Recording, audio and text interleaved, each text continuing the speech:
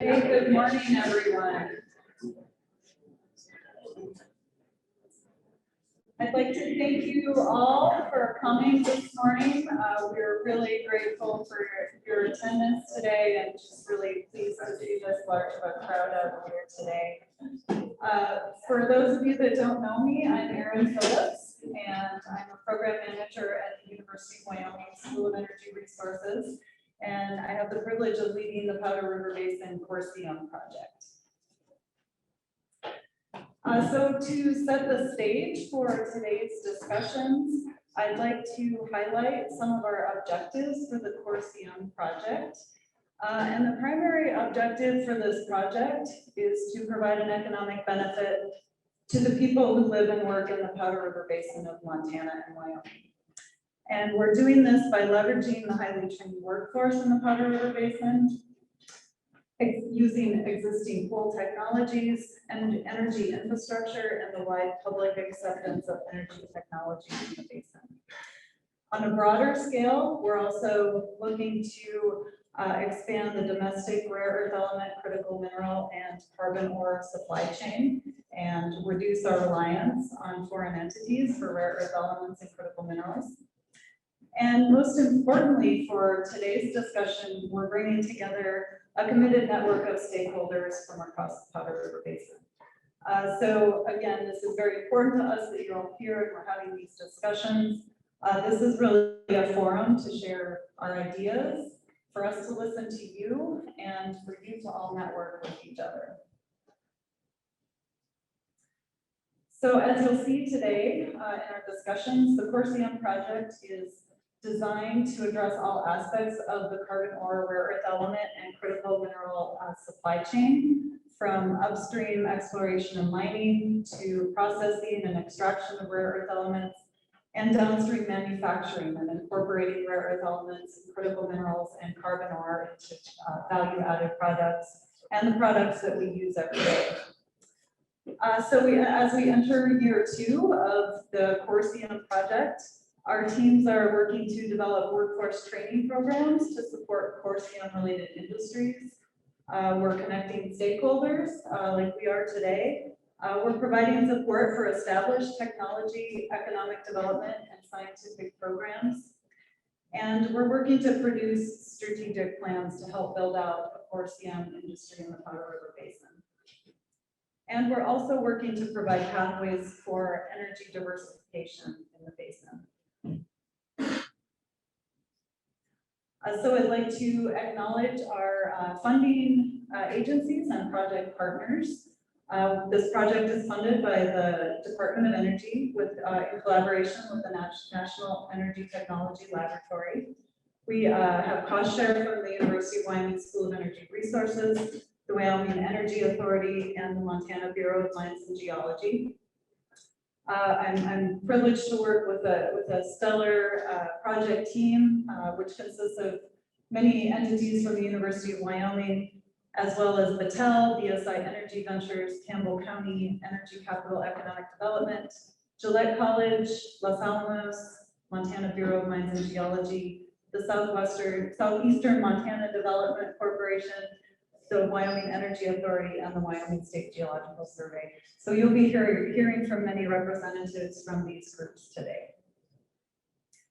And I would like to acknowledge that this is a Department of Energy funded project, and that any of the material that's presented today in relation to the Corsium project does not necessarily represent the views or opinions of the government. And with that, I'd like to just send out a big thank you to a number of people. Thank you to our speakers this morning, Holly Kratka, Kelly Rose, Glenn Morrell, Tom Kozerski, and Jim Atchison, who was unfortunately not able to be here, but we appreciate his participation in the project. Thank you to the session chairs, co-chairs, and task and sub-task leads. There's too many of you to mention right now, but we really appreciate your participation in the meeting, especially to our co-chairs who have just been really open to participating in the discussion sessions today. We have a couple of graduate students from the University of Wyoming here, Rob Sinkata and Ivan Afros. So they will be providing a lightning talk during one of the discussion sessions.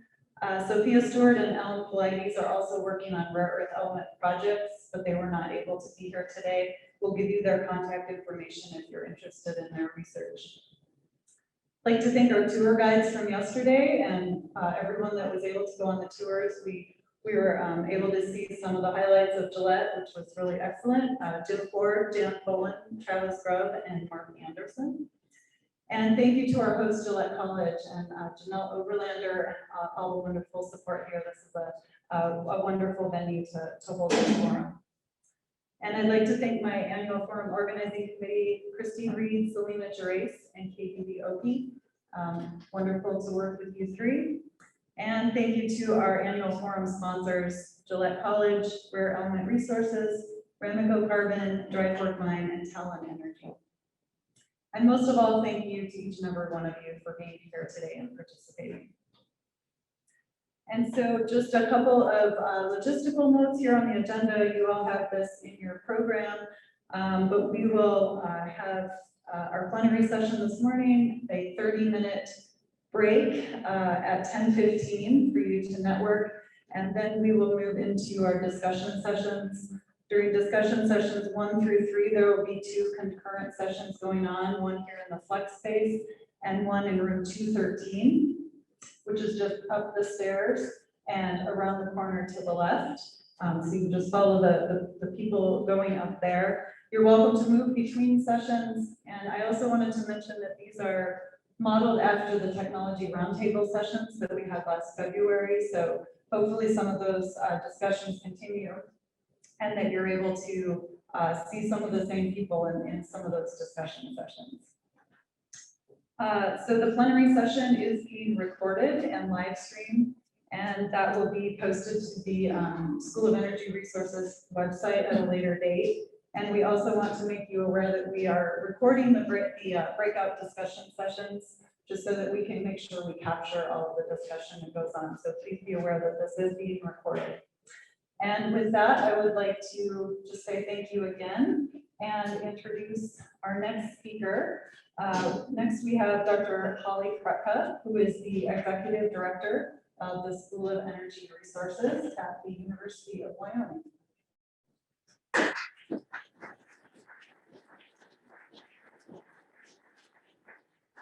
Thank you, Dr. Phillips, and good morning, everyone. So we're super glad to be here. So I don't have a lot to add on top of what Dr. Phillips said, but just first of all, recognize her leadership for running this project, as well as our full rare earth element program at School of Energy Resources, and a lot more. So thank you so much.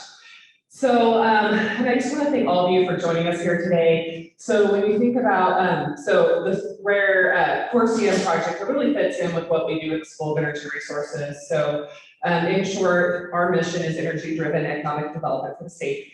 So we work on everything that we think can bring revenue to the state, jobs to the state.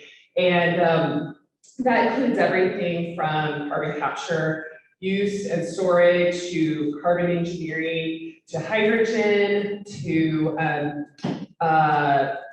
energy policy and regulatory analysis, just anything we can find to work on. And we have an amazing team at the School of Energy Resources, but it's not a huge team. It's growing fast, but not huge. And so the way we can tackle such big challenges is to collaborate and to build partnerships. And CORSIUM is such a great example of that. So carbon ore, rare earths, and critical minerals, I think you all know is what it stands for.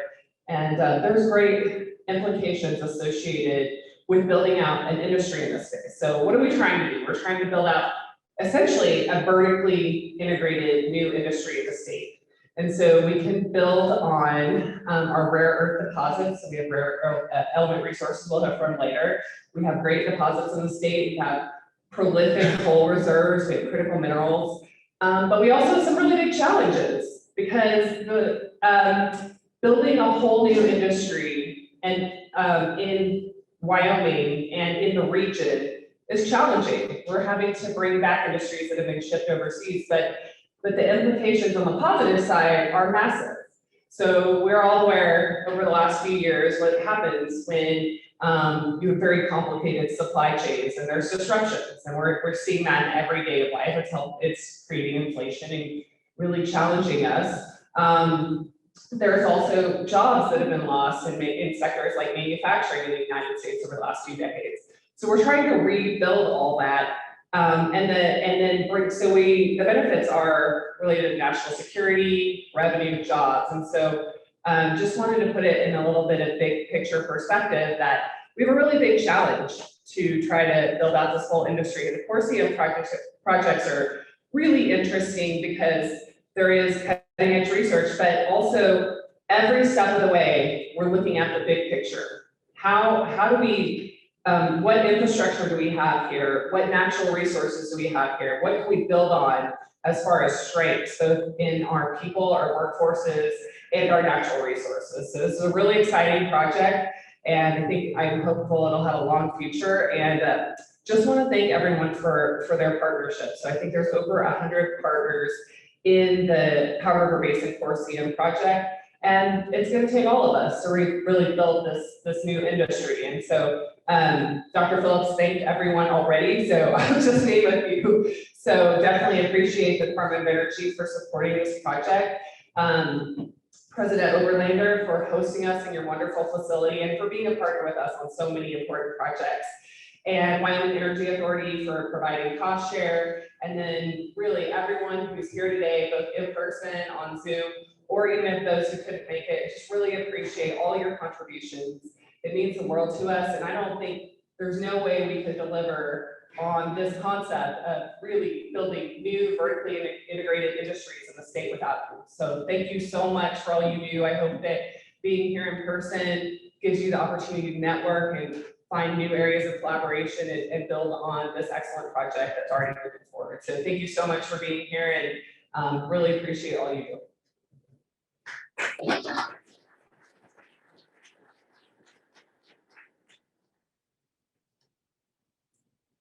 Thank you, Dr. Kratka. Next, we have our first keynote speaker. Kelly Rhodes is the Technical Director of the Science-Based AI ML Institute at the National Energy Technology Laboratory Research and Innovation Center. And today, Kelly is going to talk with us about energy transitions, unlocking unconventional rare earth elements and critical minerals.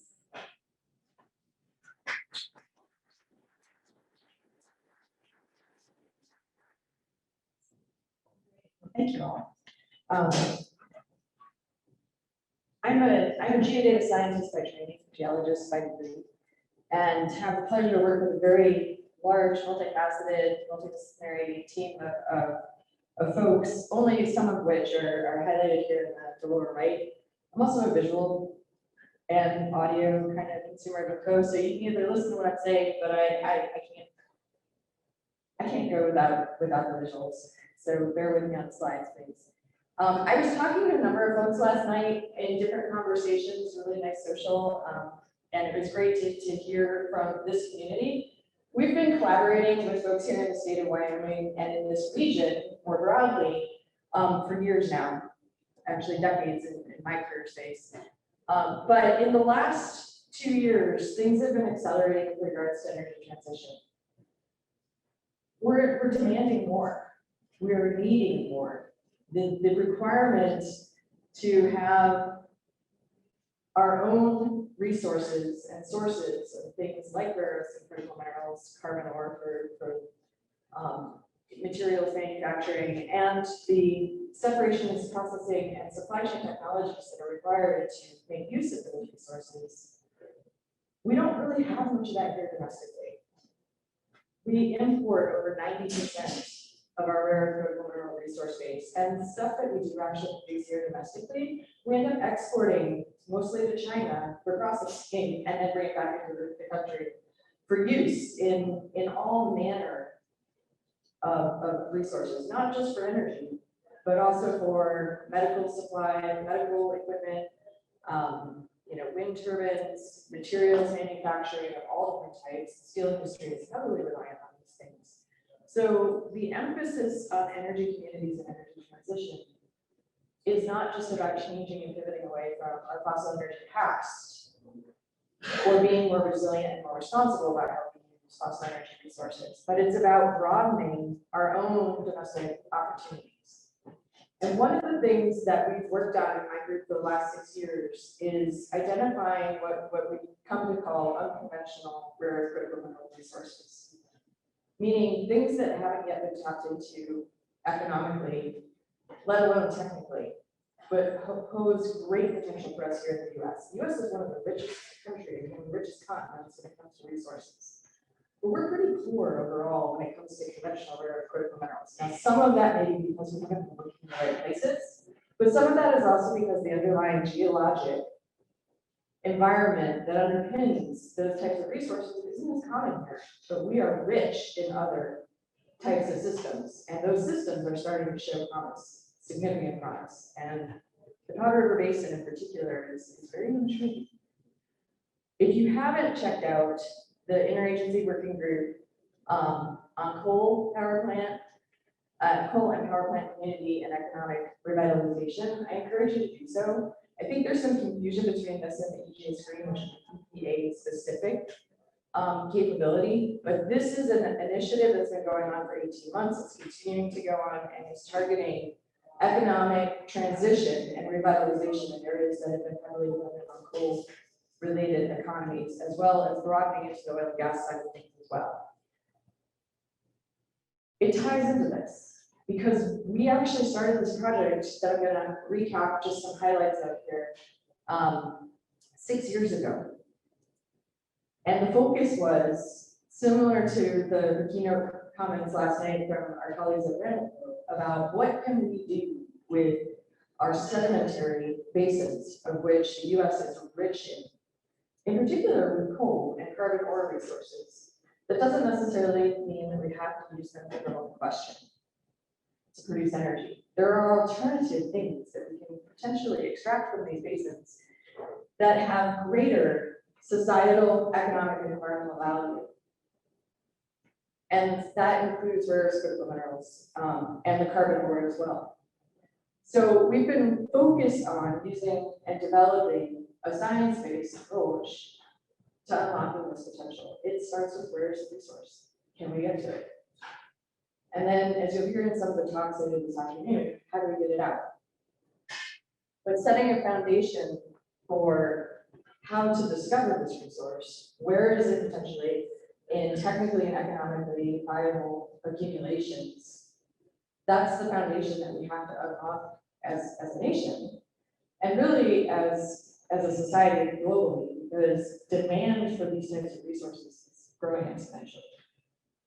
The current supply globally is not going to be able to meet that demand. It's already failing us on multiple levels. And it's going to take partnerships. So you'll see throughout the slides that I highlight some very key partnerships that have been absolutely critical to our group's work in this domain. But over the last 5 years, and we're hitting a really fun, exciting point in this series of projects because we have a lot of product that's coming out, publications, AI-based models and tools, and data sets. Because there isn't a large foundation to build off of, but there is knowledge and information that's out there. There is a growing amount of information, and activities like this group's Corsium initiative is also helping feed that. It's just a recycling loop where we're just going to continue to benefit each other over time. So when we started on this 5 years ago, the goal was to think systematically. Just like we have since the 1960s, 70s, when the energy crisis hit in the oil and gas sector.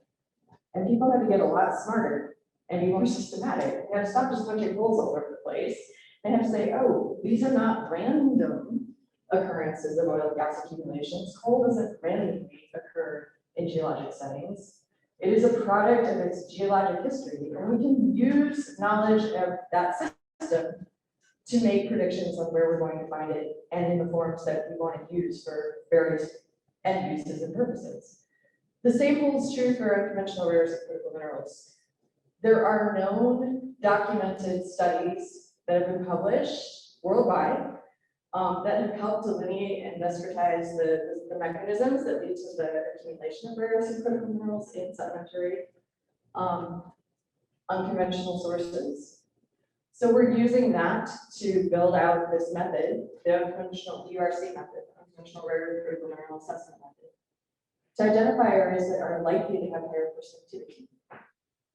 And ultimately, as the knowledge base and the more detailed data for points continues to improve, which we'll talk about here in just a few minutes, we can also then feed that back into the assessment method and make better predictions about concentration, economic implications, and extractability from a technical separation processing perspective. So like I said, mineral resources are not random. The opportunity for the mining industry and the oil and gas industry to lean into the carbon ore and rare earth critical mineral and conventional sectors as we continue to advance the knowledge base and the science and technology through research efforts like the Consortium initiative and the work that our group is doing through the complementary FECM research at NTL is huge. You know, economic deposits are not random. People used to just poke holes. It'd be the equivalent of going to the doctor and poking at you going, this over here, this over here, this over here. No, we have better technology. We can be smarter about this. And that's where these two industries coming together, the tools and techniques that they've developed for conventional coal and oil and gas related exploration, I think shows huge potential to help unlock the commercial viability of rare earths and critical minerals from unconventional resources. So our group has been, over the last 5-6 years, looking at what is known. There's a lot that we still don't know, and we're going to continue as a society and humanity, we're going to continue to learn. We're going to continue to characterize and unlock more information about unconventional rare earth, critical mineral, and carbon resources. But what we do know is that there are established mechanisms as to why rare earths occur where they do. The geologic processes associated with them, volcanism, photons, hydrothermal alteration, water diagenetic processes flowing through subsurface reservoirs, reprecipitation and reducing environments associated with things like coal. These are things that we can predict. They're also data driven. We don't just have to have data about rare earth concentrations to be able to make predictions about where we're going to find rare earths. We can use the geologic processes from these known, documented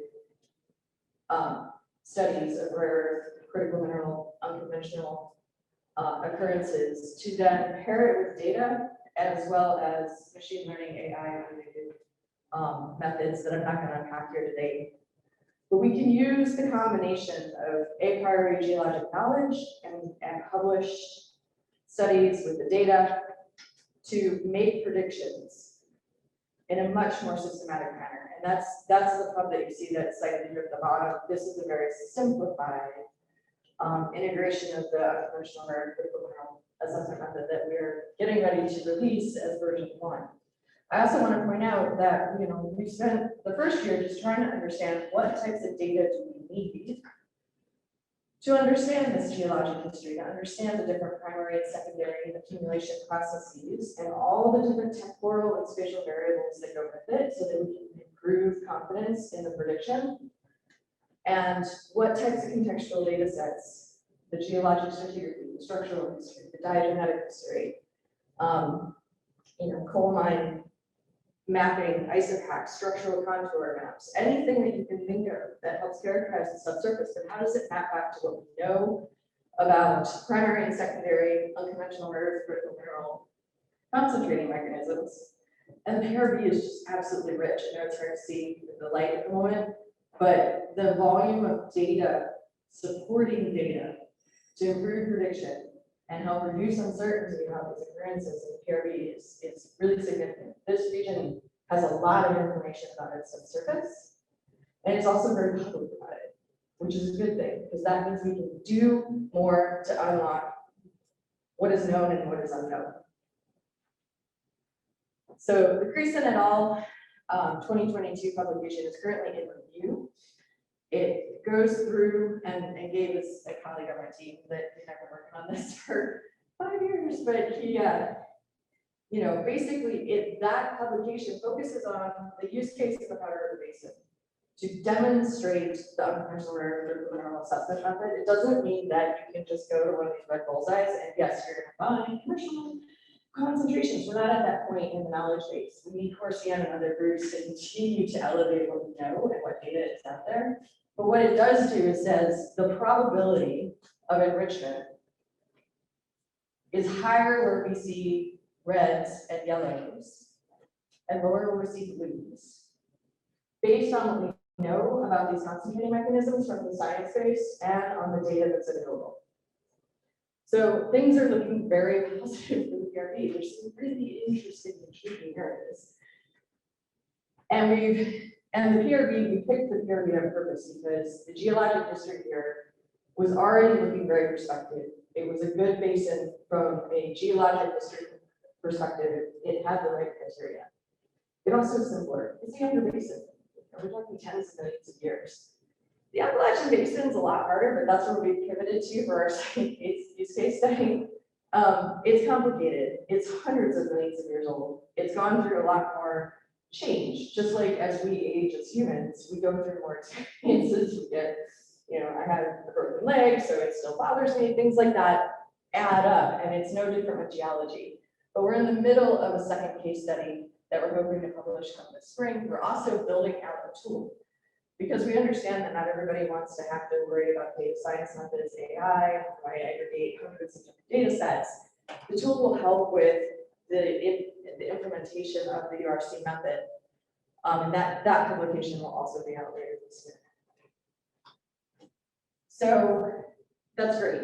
We build a method. So what? It doesn't matter. Any kind of model that you do is wrong. The weather forecast is right wrong. But how wrong is wrong? And how certain are we? One of the biggest challenges that we face, and we knew this going into this project, is there aren't good data that are available. They just don't exist around the explicit concentration of rare earth minerals in unconventional sources. This is a challenge. A lot of folks, we lean on it too, lean on the USGS coal quality database, but that's not what it was built for. It was built to understand coal from a thermal combustion perspective. So the way that they aggregated and collected that information, the way they did the analyses, they're looking at hundreds of feet, normalization, averaging over, tens to hundreds of feet of coal seam data. It's still useful, but there was a need, and there remains a need, for much more discretized and finer scale sampling of cores. Geology is not homogeneous, it's highly heterogeneous. Not every seam in a sedimentary deposit, coal or otherwise, is going to be economic or even prospective. So early on, we had a great collaboration with the University of Wyoming working on an existing USGS core, and a publication in the IPCC report from Davin et al. is cited. It's also on one of the later slides, so don't worry if your eyes can't pick that up. And we also have extended collaborations in addition with the University of Wyoming ongoing. Ramco Carbon has been a critical partner both in PRB and in that basin, USGS and West Virginia GES, amongst others, to try to fill in these gaps and understand the variability of occurrence of rare earth critical minerals, and also develop a method that makes it easier for other groups, mining companies, academia, regulators, whomever, to acquire this type of data in a way that makes it reusable to help, again, with unlocking the potential, identifying the technologically viable and economically viable resources where they exist. So we have another pub that's actually been accepted. It's in press from Montrose et al., includes some of our colleagues as co-authors, that looks at not only the explicit measurements of rare earth critical minerals from unconventional core, and how in the PRB, we've with the Ramco holdings, we've actually found what we consider to be world-class concentrations in discrete zones. As was commented on last night, Ramco is continuing to take that work further and say, okay, what does this mean away from the boreholes? But it looks very intriguing. And it has been very helpful to us for validation of the URC assessment of the PRB. along with the Wyoming Corps, the USGS Corps, and others that we've been working with. But in this hub, we also demonstrate an advanced use of our handheld XRF for more rapid RG quantification.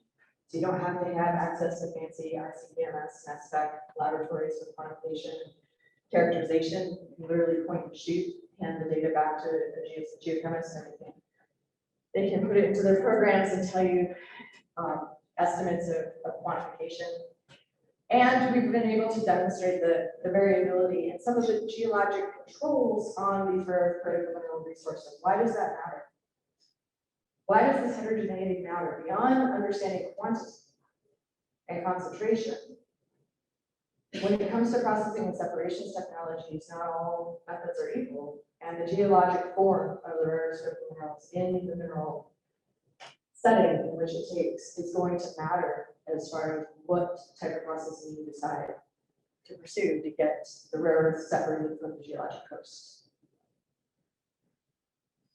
So to wrap up, I just want to make a couple last comments. This has been really hyper-focused on that foundation of where are these resources? How can we do a better job of predicting where they are? And what form they're taking, so we can quantify and identify potential strategies for techno-economic benefit down the road. Are we at the commercial point yet? No. This may sound all rosy and rainbows and unicorns and perfect. It's not. There's a lot of Swiss cheese here, but it's a step forward. And the iteration with Corsian and other groups is just going to continue to advance the state of knowledge. The program is also looking beyond the basin. They want to know where are the waste piles and how could we potentially go after what could be low-hanging fruit from produced water, from tailings, from ash, at fly ash at power plants, other talus, etc., overburden. And it comes back to that geologic host. If you want to know if you've got potential prospect in rare earth critical minerals in subsurface water or tailings piles, if you understand the prospectivity of the primary host geologic environment, you can do a better job of prospecting. Again, over the last 5 years, we've been working on what was actually a carbon ore focused database, aggregating hundreds of data sets, millions of records. This is available online as a live interactive tool to help optimize and understand supplies and deliveries from coal mines to coal power plants and how things get mixed. It's not like it's a one-to-one. But now we're able to take the core platform and not only understand that history of source and supply, but we're now extending it to add in potential understanding of rare earth critical mineral resources from the source basin to the, again, ash ponds, sludge, tailings, produced waters, acid mine drainage, and other byproducts that are currently seen as waste, but in some instances could be beneficiated for commercial benefit. So there's three main thrusts here, just to setting that foundation. Where could the resource be? What form is it taking? And what byproducts might be beneficiated to accelerate a domestic supply, not only from the primary geologic host, but from things that are already been derived from that host that maybe can be reused for a secondary use into the future. It takes collaboration. I know this is messy, don't worry about the details, but I mean, we love, my group loves collaborating with different teams, and it just depends on carbon storage, offshore, data management. We appreciate collaboration with regulatory, commercial, academic, other labs, because high tide lifts all boats. This is a big opportunity for our country, but it's also a really big challenge. And it's going to take everyone working on this to unlock this potential and really get that energy transition, help with community resiliency, unlock those jobs, and fulfill our demand, our ever-growing demand, not only for the energy resources, but also for the derivative ones, for these rare earth critical minerals, for medical materials manufacturing and other domestic demand.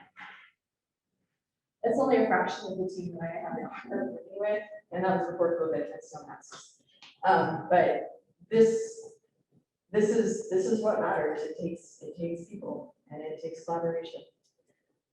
I know they have these sites, so again, a lot of product with data sets, models, tools, and hubs. And I appreciate this chance to share with you some of the stuff that we've been working on. I know Scott and Aaron, you folks here already were aware of some of this work, but if you see opportunities with the PRB core CM team to do more based on what we've been showing here, we're all ears. It's collaboration. But the potential is huge. So thank you very much.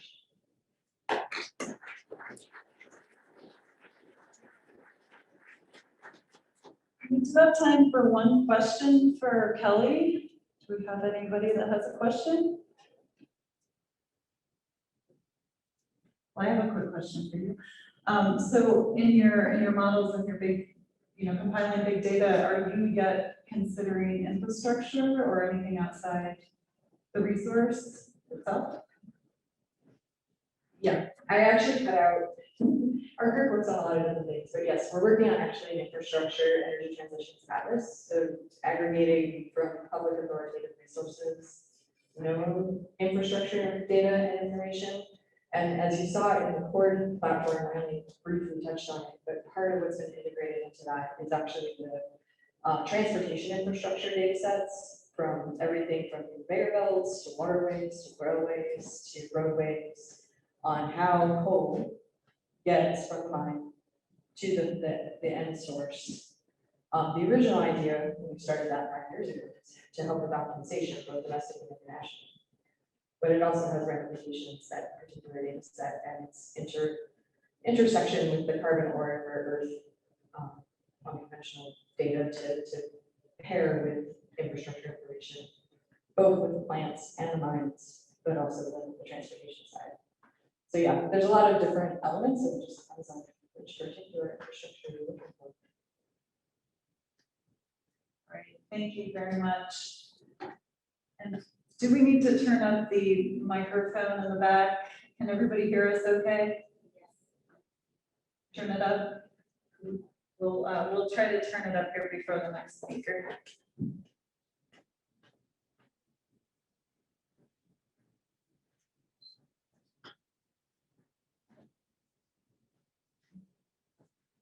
Test, is this a little bit better? Okay. All right, well, our next speaker is Glenn Morrell, and Glenn is the Executive Director of the Wyoming Energy Authority, and he's going to be talking to us today about Wyoming's energy strategy. Glenn? Thank you, Dr. Phillips, and thank you, the organizers, for inviting me here today to speak on this important topic. I'm going to ask for your understanding to start off with. It's been a really long week. I've been on the road since early Sunday, so I had a few hours last night at home. Got up at 3 a.m. to be here today for this important meeting. So if I start to stumble over my words or slur my words, please go ahead and throw something at me to keep me on my toes. Preferably, it's going to be a triple shot iced latte, because it'll be a long day. The reason I tell that story though is because I want to convey why I'm here. It's a very important topic. It's a critical prospect in general. The core carbon ores, the rare earths, the critical minerals, very, very important part of Wyoming's prospectivity in the future. A very important part of the energy strategy overall. And I'll try to tell a story there and help you understand why it's such a critical component of what we support here. Honestly, when I received the request to, well, the invitation to support this project through cost share, it was a no-brainer. It was something we were going to get on as soon as we possibly could, in the way we could. So just to back up a little bit, I'm Glenn Morrell. I'm the Executive Director of the Energy Authority. The Energy Authority is a young authority. We've only been around for just a little bit more than 2 years. We are a very small authority. It's only 5 people. And we have the mission and mandate to secure and sustain the energy economy of Wyoming, which is very easy to say. And then you start to think about what that means, and it becomes quite a challenge. Wyoming has the 3rd largest energy economy in the country. And if it were a country, They'd be very similar to the scale of that of Norway. Norway is very sluggish when it comes to energy production.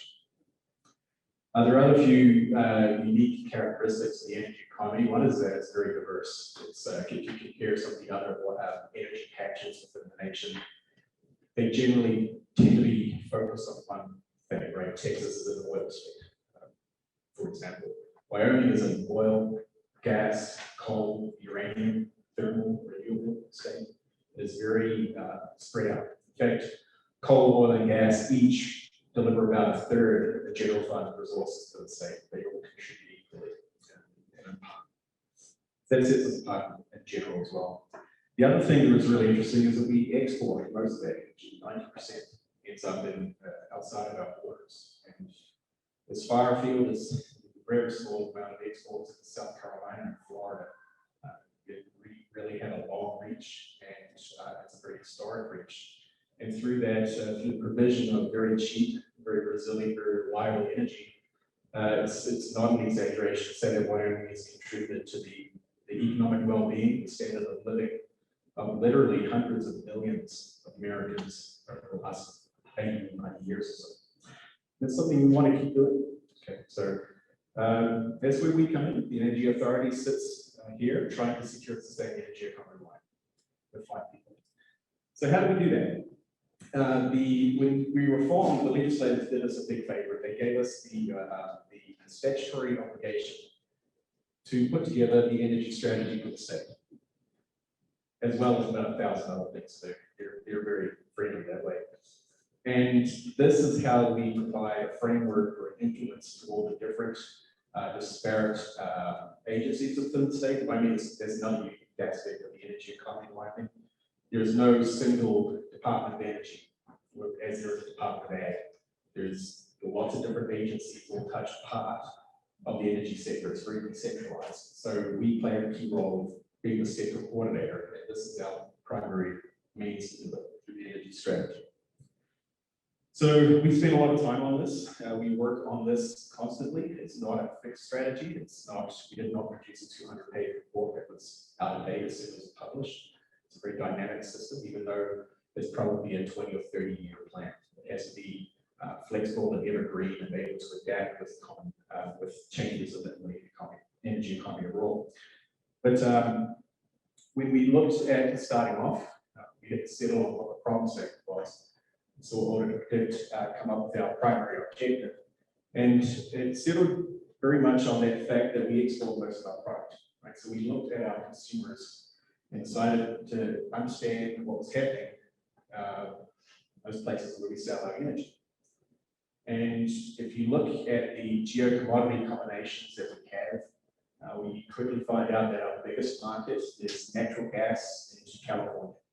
It's our #1 source of revenue. And our #2 market is coal into Texas. As you might imagine, Texas and California are a little different in terms of different things.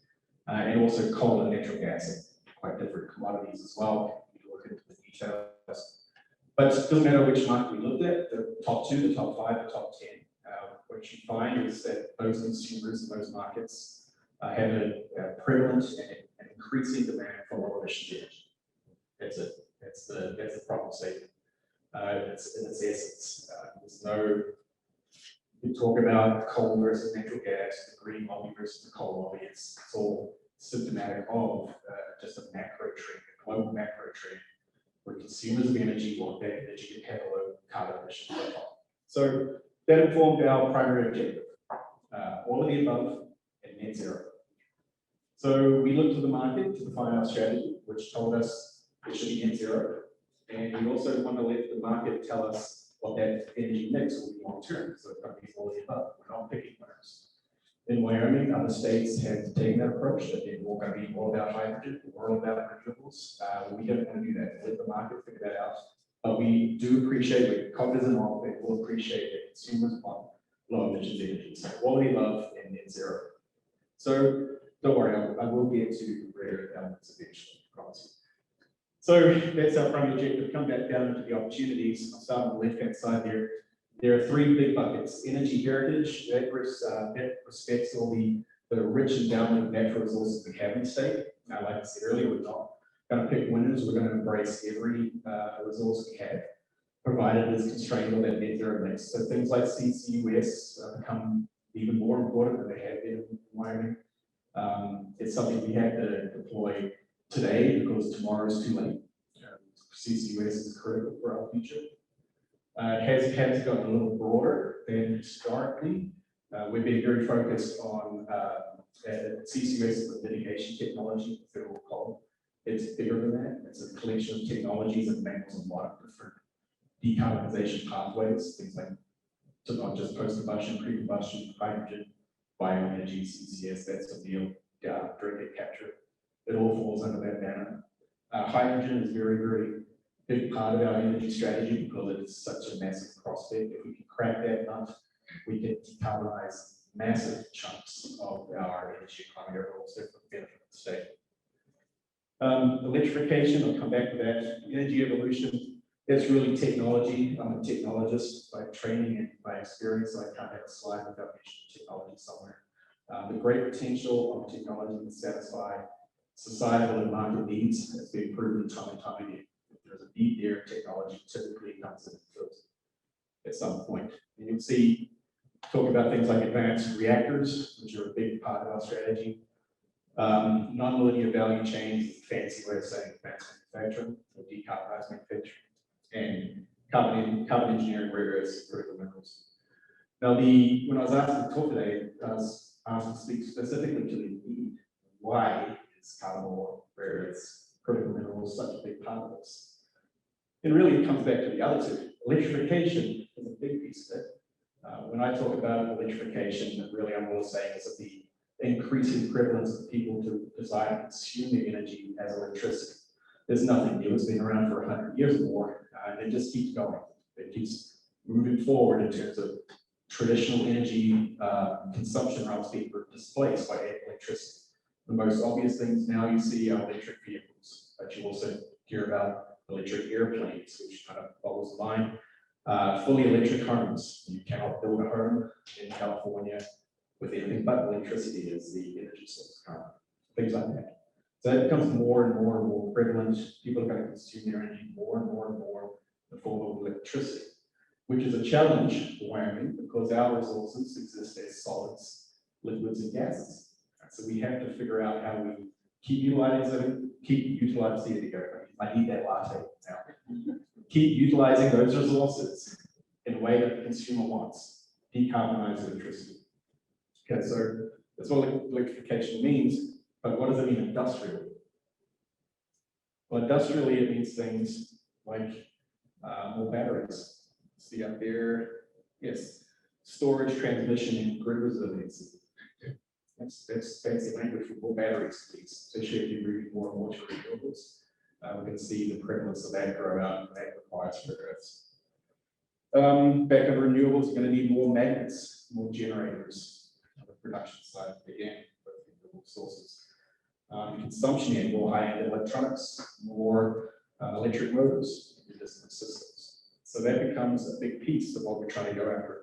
Even in the energy heritage side, hydrogen production is heavily depending on catalysts, and electrolyzers, and in fuel cells, both of the news rates. So go through this entire strategy, the prevalence of carbon ores, rare earths, critical minerals comes up again and again and again once you get in the weeds. And that's the reason why it's such a big piece of our strategy. And the good thing for Wyoming is that there's a fair amount of those resources in the state. There are large projects, prospect, there are other prospects that are out there in the range.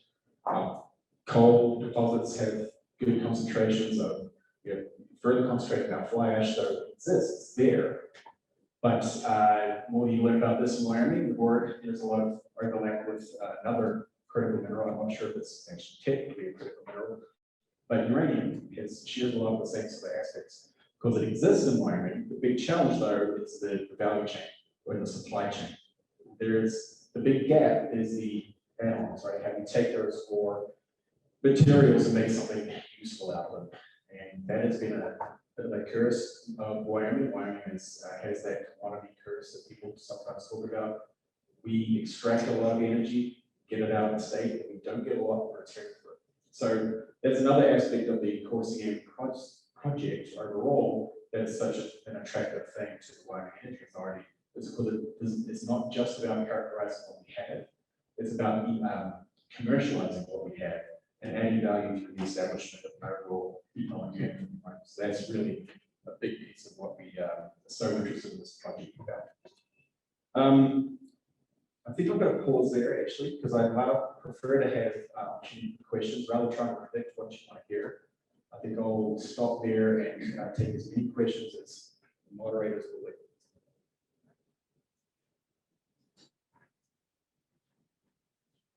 Questions for Glenn? I have a question for you. So I know you're very focused on Wyoming, but this project covers, of course, the whole Powder River Basin, and we're working with a lot of Montana partners. And so can you comment on just how the Energy Authority is also working kind of across state lines? Sure. Yeah, so the question of regionality. So Wyoming is really small. You haven't noticed, not in terms of land mass, but population. And we get beat up if we try to compete with our neighbors, and it doesn't make a lot of sense. So the Energy Authority, we do take the approach that it's better to establish co-opetition wherever we can, rather than just try to get on and compete with some of our neighbors. We embrace any opportunity to work more closely and try to get a benefit from working with our neighboring states. One good example is with hydrogen, and Wyoming was a founding member, and we're very active actually in the WISH consortium, so the Western Interstate Hydrogen Hub Coalition. So Wyoming, Colorado, Utah, and New Mexico all working together to try and win one of the infrastructure bill hydrogen hub projects. That's one example. There are a couple of other multi-state projects that we're working on that are not quite mature enough to mention, but we're pursuing them for the same reason. The reason behind that WISH consortium was built really on, if we had tried to go after one of those hubs as just Wyoming, we would have failed completely, because we can produce massive volumes of hydrogen if we wanted to, but we have no market. There's no offtake, and that is a challenge, right? So by partnering with those other states, we establish a full value chain proposition that is far more compelling for the DOE overall.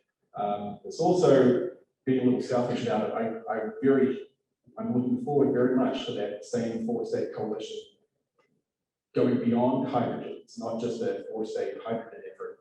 It's a four-state energy effort where we're working to create a bit more of a center of mass in the middle of the country to compete against California, Texas, Appalachia, the East Coast, and draw more attention to this region rather than being dispersed elsewhere. So, long story short, yeah, we're very open to working across the borders to get a stronger position and develop these resources. And I'll be right here. So you mentioned that WEA has a mandate to sort of start this process at the low end of the value chain, and you hope for an industry to supply the value chain. At what point do you hand this off to someone else if we're working on that in the CORE-CM world, applying that value chain?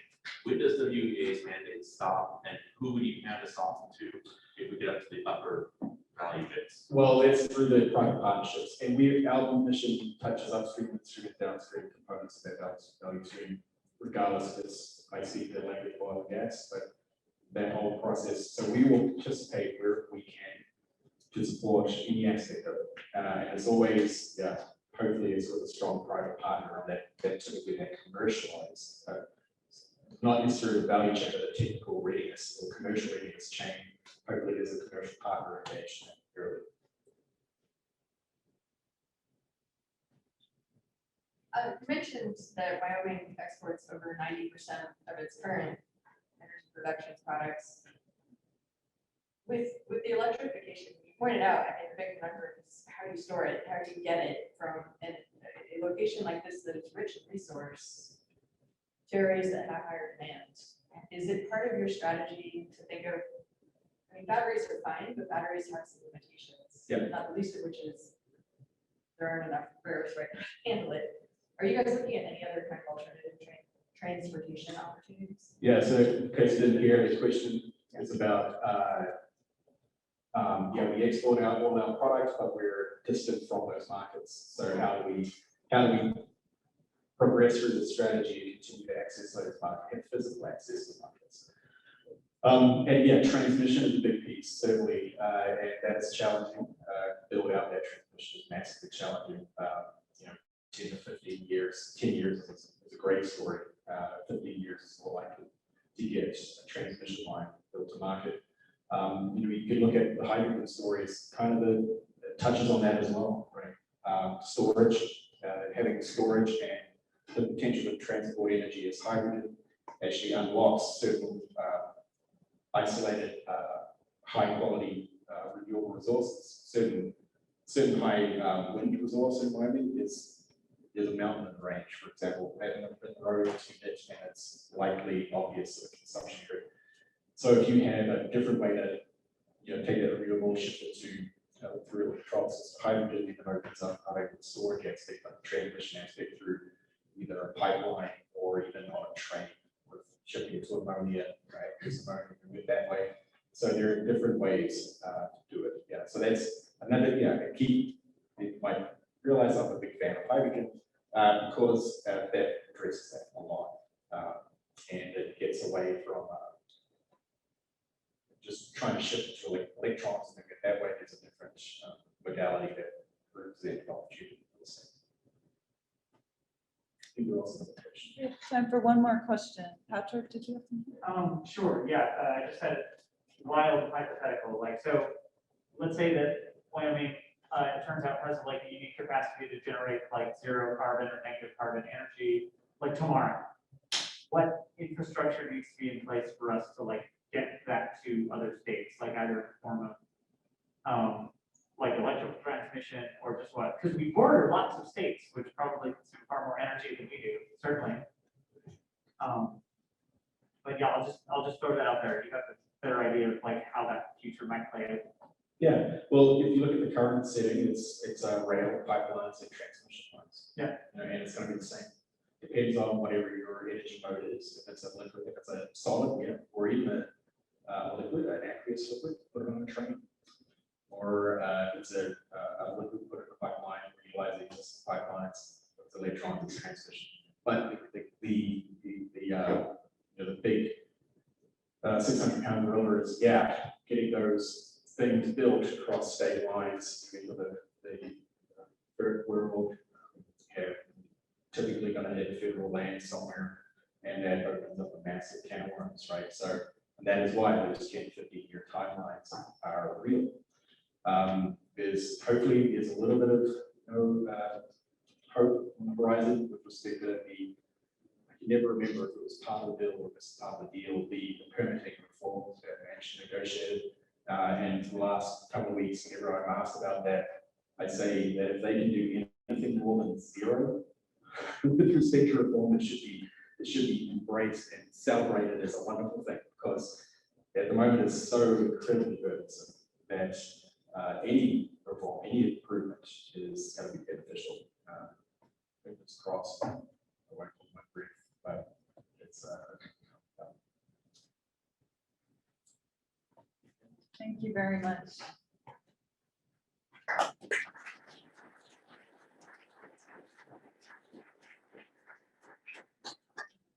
All right, our next speaker is Tom Zersky. Tom is the manager of the Industry Development Programs at the Montana Department of Commerce, Research and Information Services Bureau. And Tom is going to be talking to us about CORSIUM in Montana.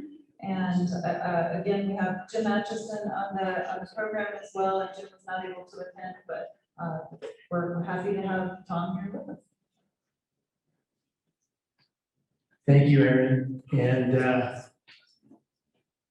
so please indulge me. I was prepared to split the speaking duty with Jim, so prepared. So I'm gonna have to kind of think on my feet to extend my time here. But sometimes I can be long-winded, and maybe that'll work out okay. But So I am Tom Kozerski. I'm with the Montana Department of Commerce. I'm a longtime employee for the state of Montana. And I've done a lot of, as Aaron mentioned, I work in the Research and Information Services Bureau, and I manage what's called the Industry Development Program. And I've had a broad array of experience. Early in my career in Montana, I worked pretty much exclusively in the energy area. I consulted, I was basically the energy advisor for a previous governor. I worked quite a bit on regional energy issues, talked to a lot of folks in Wyoming during those years. I think maybe the thing I'm most proud of in terms of maybe a couple of successes out of that was able to get what might be one of the only merchant transmission lines in the Western Interconnection built. That's called Montana Alberta Tie transmission line. It connects Lethbridge with Great Falls. It's a $300 million project. Got it done in 7 years, which, was kind of like pretty quick by today's standards. I mean, Transwest Express has probably been 10 years, still going, and so it takes a long time. So I was very, very proud of that accomplishment. It's a smaller line than Transwest Express. It's a 300 megawatt capacity. They're looking at expanding that. So we're very pleased about that. And then that opened up a lot of wind energy development in the state of Montana. So those were some early successes that we had in energy development, and so proud of those accomplishments. But how does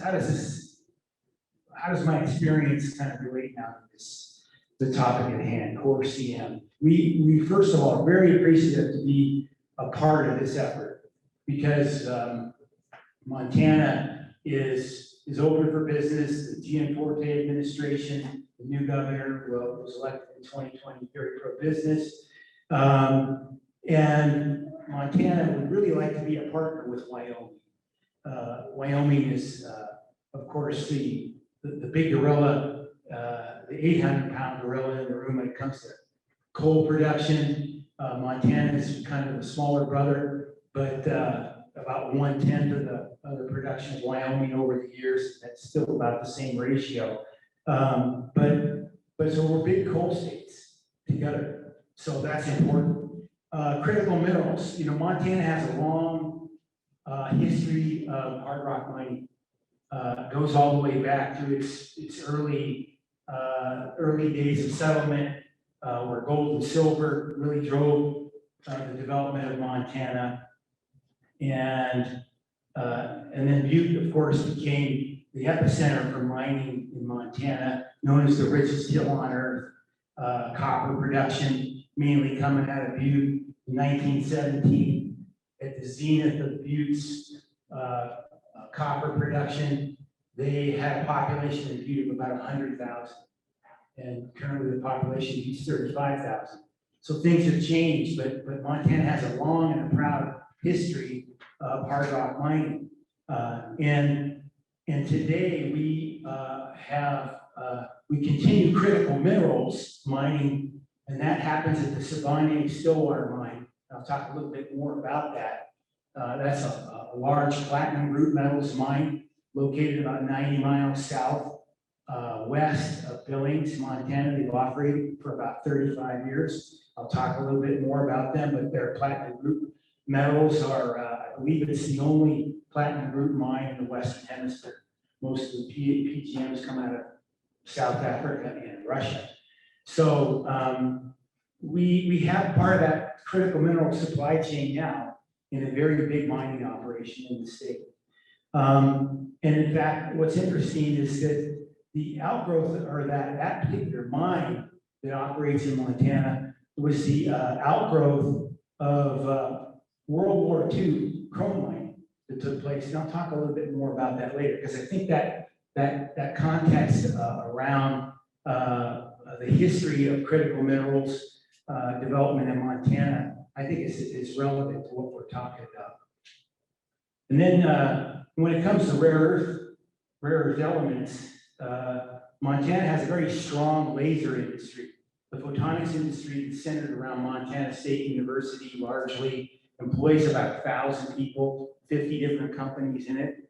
I'm told it's the fourth largest photonics cluster in the United States, and they use rare earth elements in that laser technology. So we're an end user of rare earth elements right now in the state. So, and it's a very part of what is a very big successful component of Montana's economic development, and we're very proud of that. And then, of course, Colstrip, Montana has 40 million tons of ash at the site there that has been identified as a potential source. Talent Energy's here that operates the Colstrip mine, or excuse me, Colstrip power plant. And so they're looking closely at that unconventional resource. Of course, the Montana Bureau of Mines and Geology is represented here, and they're doing active work in this area, and I've got more to talk about the work they're doing. But I'm glad there's been a lot of discussion today about energy, because I felt like when I was preparing this talk, we were talking about how we want to be a partner with Montana, or excuse me, Wyoming. Energy is so important to this core CM discussion, and it's been talked about. Glenn talked about it, and our first speaker. Energy is important, and so I want to talk about those synergies. So could you go to the next slide? Oh, yeah. Okay, so in Montana, it really feels like core CM means or equals big opportunities for the state of Montana. And all along the lines of the things that we've discussed so far. And in the red box there, it talks about multiple sources, and we talked about it this morning, talk about huge expansion in the demand for rare earth elements, neodymium magnets. I've heard anywhere from a tripling to maybe more of the markets for these types of products. In fact, Adams Intelligence, who works in the space, has said that it's just been just a period of decades. Rare earth elements have seeped deeply into the fabric of modern technology and industry, and have proven exceptionally challenging to duplicate or replicate. So we've gone from rare earth elements being, in fact, when I researched this and some of the history on this, the Mountain Pass mine in California for about 3 decades was the sole source of rare earth elements for the world. 50s, 60s, and 70s, I believe, was what I had read.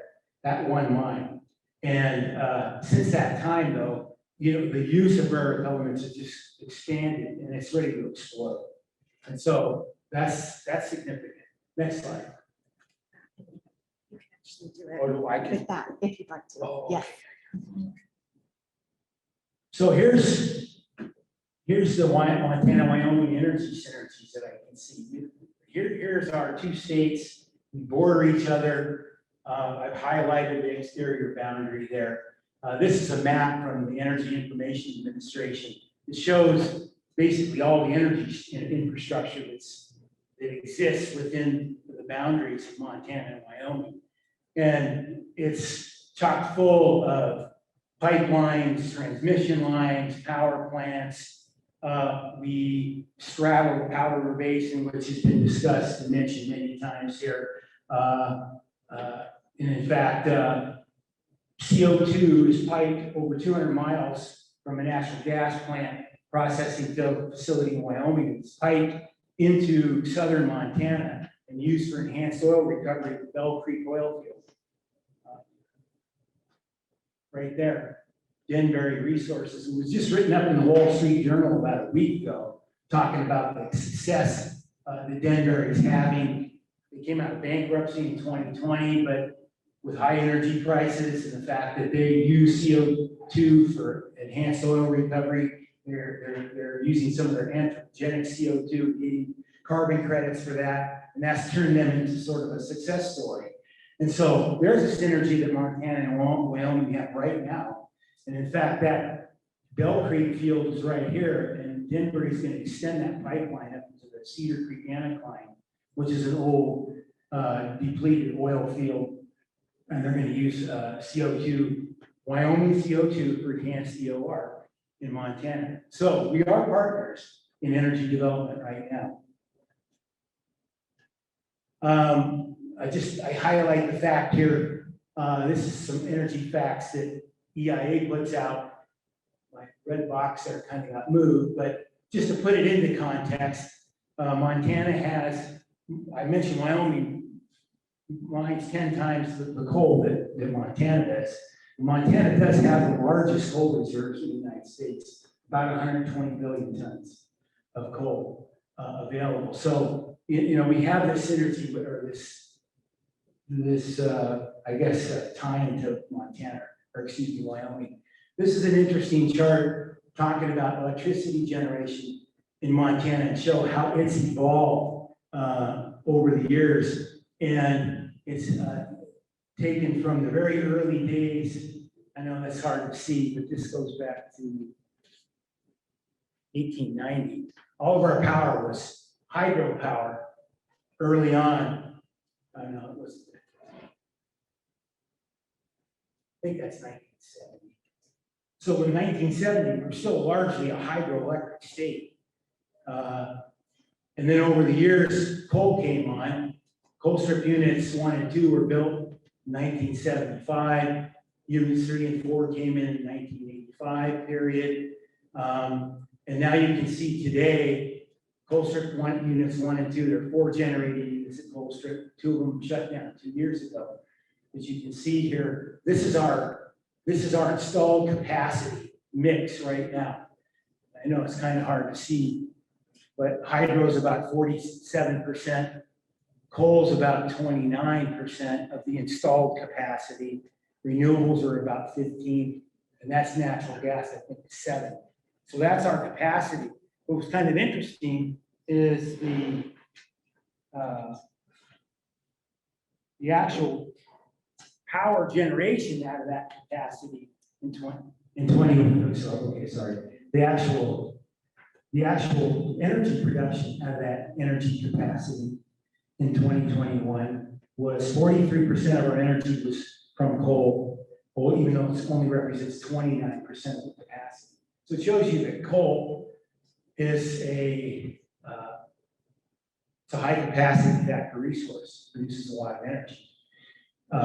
41% of the energy produced in Montana in 2021 was hydro, and wind was 12%.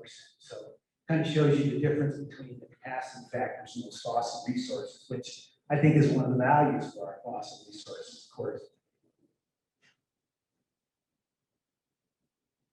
I put this slide in here just to show, this is the interconnection, the transmission grid interconnection map for the United States, and Montana and Wyoming, of course.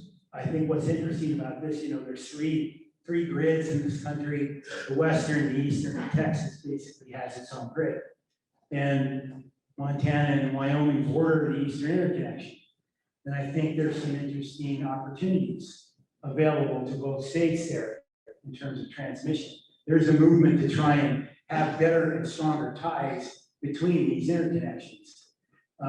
They're sort of weakly connected right now by DC interties. And because you cannot connect the grid directly across those interconnection boundaries. And so there is discussion of having stronger DC interconnections. And I think Montana and Wyoming have, with having that interconnection border like we do with the Eastern interconnection presents some synergies for the two of us and provides opportunities. This is an NROS map of wind resources at 100-meter level. And of course, you can see Montana and Wyoming right here, massive wind resources in this part of the Great Plains. So we share those similarities. So we have great wind potential. In fact, I put in here, this is the installed wind capacity currently. And you can see Wyoming considerably more, about triple what Montana's capacity is right now. But nonetheless, ours is growing. And in fact, with the shutdown of coal strip units 1 and 2, which amounted to about 600 megawatts of capacity, right away a wind farm developed, and it's in fact under construction right now, just north of Miles City. a 750 megawatt, the first 750 megawatt wind farm by Next Era Energy, which is the largest renewable energy developer in the country. They're just ready to turn the switch on the first 350 megawatt phase of that here in October. So again, I think Montana and Wyoming show great synergies. And then I guess lastly, in terms of synergies, this is EIA's map showing what the average retail price of electricity is as of May 2022. You can see Montana and Wyoming are right next to each other, number 46 and 47. So, and low, these are where the low end of the retail energy spectrum. So I think there's just a lot of similarities between our states, and we need to keep I think recognizing those synergies that we have and work together, especially on this very important core CN issue, because I don't think we're going to get it, as Dr. Kratka said, this is a new industry that we're trying to reestablish an industry that we ship overseas. And I think we need each other to make this happen. And so what are we doing in Montana related to core CN? Well, this is a fact sheet that the Bureau of Mines and Geology in Montana put out recently that basically summarizes the work that's going on in Montana right now to explore for critical minerals and rare earth elements. This is available online, I'm sure. This map is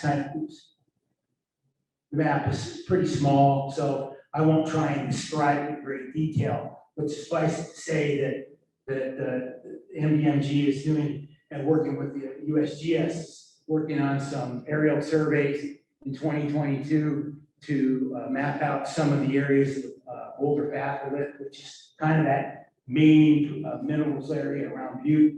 There's still a lot of mineral potential in that whole area. In fact, that's sort of this red box right there. So USGS is doing some aerial survey work for exploring for rare earth elements and critical minerals right in this area. So all those blue areas that you see up there, kind of the darker shades, probably looks like you. Those are the areas that MBMG right now is identified as having, medium, moderate to higher potential for rare earth critical mineral type development. A lot of work remains to be done. But there are other resources that are being looked at by the Bureau of Mines and Geology, phosphoria deposits, a lot of the old tailings in the state. Montana's had 100 years of mining going on, and there's a lot of tailings in the state that can be sifted through. And then these are all the coal resources located in the eastern part of the state. That's where that 120 billion tons of coal are, and of course that's being identified as potential rare earth element critical minerals. So I mentioned the critical minerals mine, the Stillwater Mine, located in Montana, southeast of Billings. Stillwater is a South African company. This mine developed in the mid-1980s. In fact, I came to Montana and began my professional career working in Stillwater County as a result of this mine. Montana has a law that requires hard rock mines to enter into agreements with local governments to mitigate the impacts that come from maybe rapid development that hard rock mining can sometimes bring. And so I was hired as a planner back in 1987. So I got my start here, and that mine has continued to operate today in southeast Montana. Those are the numbers around it. Their workforce is almost 3,000 people at that mine. That's contractors and full-time employees. They operate basically two mines up there, one near south of Big Timber, Montana, the other south of Columbus. You can see that the lives of those mines go out all the way to 2061. They've been great partners in the community in Montana. They've entered into a good neighbor agreement, they call it, that has been in effect for more than 30 years. And they've been very effective, and the mine has in working with the local community to sort of nip any kind of problems in the bud related to, you know, tailings issues, you know, any kind of environmental type impacts. They've been a good neighbor. They've been a good partner in the state. So there's something that we can think about, I think, as we develop the supply chain concept for Montana and Wyoming, and how to develop this whole core CM opportunity. Here's somebody that's doing it in Montana already. They operate, Stillwater operates a base metals refinery in the town of Columbus, Montana, small town, 2,000 people, located 40 miles west of Billings, right on I-90. They've operated that facility since 1980, it would have been about 1990. The smelter went into operation. It was a really interesting, I would say it was sort of an interesting study when that smelter was proposed. I remember that there was some consternation, there was debate about whether or not the little town wanted a smelter. There was some of the past sort of environmental impacts from some of the early day smelters, the one in Anaconda, the one in East Helena, Montana. There was a lot of emission issues, Superfund sites. There was a lot of worry about that. Are we going to do that for a little town, Stillwater, Columbus, Montana? And you know that operation was has been so much cleaner and so much more of an asset to that community that there's never been, to my understanding, there's never been any kind of outcry from the community about that smelting operation going into Montana, or excuse me, Columbus, Montana. And in fact, you know, an interesting, you can't read it here, but they recycle, part of their operation there is to recycle catalytic converters out of automobiles. It's one of the largest it's one of the largest PGM recycling facilities in the world in Columbus, Montana. So again, another opportunity for our supply chain development that we're looking to move forward. I noticed that I found this recent press release that Sibanye Stillwater and a German company have entered into a partnership to develop and commercialize novel electrolyzer catalysts for the production of green hydrogen. And this is a very recent press release. So again, highlighting the, I would say, intense activities that are going on over the border in Montana that I think can help with this synergy or this collaboration plan. I also point out this is maybe a little bit of a off topic, but in a way it's not. But I mentioned this yesterday in our tour of the diesel facility, diesel repair, diesel training facility that's located in this building. But this is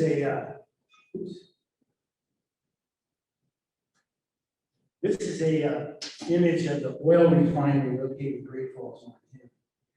Calumet Industries operates this facility. It's a small refinery, about 30,000 barrels a day.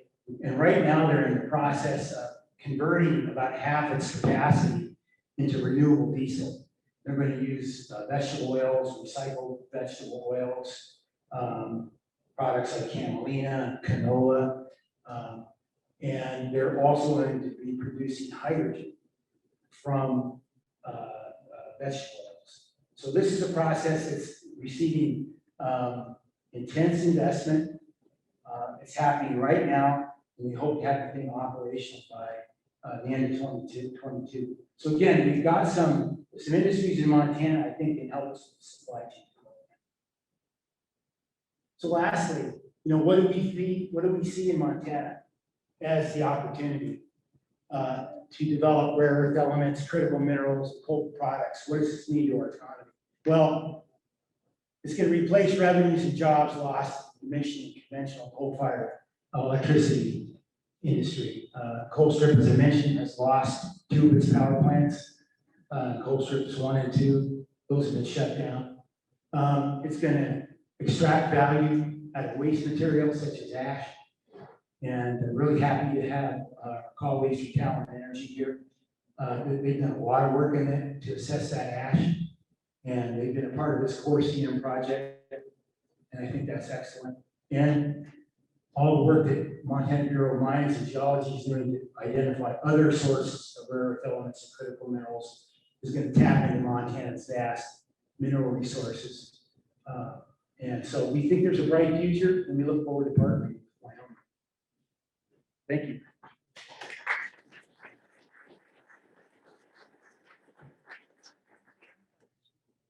We have time for one question for Tom. Do we have a question out there?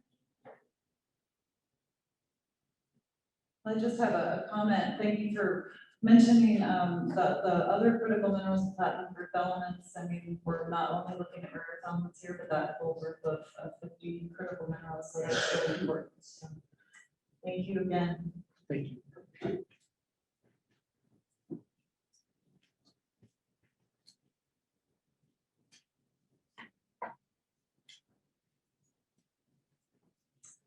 All right, so we are now going to do some brief project updates for about the next 30 to 40 minutes, and then we will have our networking break. So these will be very brief updates from our task and subtask leads. We won't be taking questions during these, we'll just be moving through them quickly. So I have the privilege of leading the resource assessment for the Powder River Basin project. The task 2 and 3 teams are working to characterize rare earth elements and critical minerals in the Powder River Basin. And of course, we're working from the USGS 2022 critical minerals list of 50 mineral commodities. And the rare earth elements are a part of that critical mineral list, of course. So we are prioritizing the critical minerals that we are examining in detail based on historic and current production in Wyoming and Montana, promising production in Wyoming and Montana, and also considering supply risk. And we are examining all potential resources in the Powder River Basin. So we do have a good understanding, a good preliminary understanding of the rare earth element distribution in coal systems and the geochemistry of coal byproducts, including coal ash. So our priority critical minerals, of course, that we're looking at are rare earth elements. So we're working to build out that database as Kelly Rose talked about, and just beef up the data that we already have, the large data sets that we already have from the Powder River Basin, especially with respect to geochemistry. So we are focused on coal and coal byproducts, but also considering all other potential rare earth element feedstocks in the basin, of course, including the Bear Lodge deposit, one of the largest conventional rare earth element deposits in the US, other conventional hard rock rare earth element deposits, placer and paleoplacer deposits, and uranium roll-front deposits. And in addition, other priority critical minerals we're examining include the platinum group elements, which can co-occur with copper deposits, and vanadium, which can co-occur in uranium deposits. And so our project teams are working on our basin-wide resource assessment. The School of Energy Resources is working with the Montana Bureau of Mines and Geology to compile legacy data from legacy data sets like the coal qual database, looking at those data and making sure we're including quality data into our models, compiling existing state-of-the-art data, also analyzing in-house samples of the School of Energy Resources that were donated by industry partners before the CORSIAN project, and collecting new samples to, again, beef up our databases in the geochemistry, in the geochemical sense. So we're collecting new core from the publicly available core from the USGS Core Research Center, as well as working with our industry partners there. We're developing a GIS-based web application and database structure with the Wyoming Geographic Information Science Center to make sure that these data are easily accessible and easy to look at and use. And we're working with Los Alamos National Lab on our initial geologic model development, again, using the wealth of data on the stratigraphy of the Powder River Basin and tying that into all the geochemical data that we have. We're working with the University of Wyoming Geology and Geophysics Department. Our graduate student, Sophia Stewart, and her advisor, Dr. John Kazuba, are looking at specifically rare earth element occurrences in clays in pole systems. And last here, I have our waste stream inventory, which is being led by Mr. Charles Nye. So Charles and his team are looking to inventory all waste streams within the Powder River Basin, which of those waste streams may be sources for rare earth elements or critical minerals. And if we build out a critical mineral industry or a carbon ore industry and wastes are produced, how might we be able to use those as value-added products? So I encourage you to talk with Charles about the waste stream inventory as well.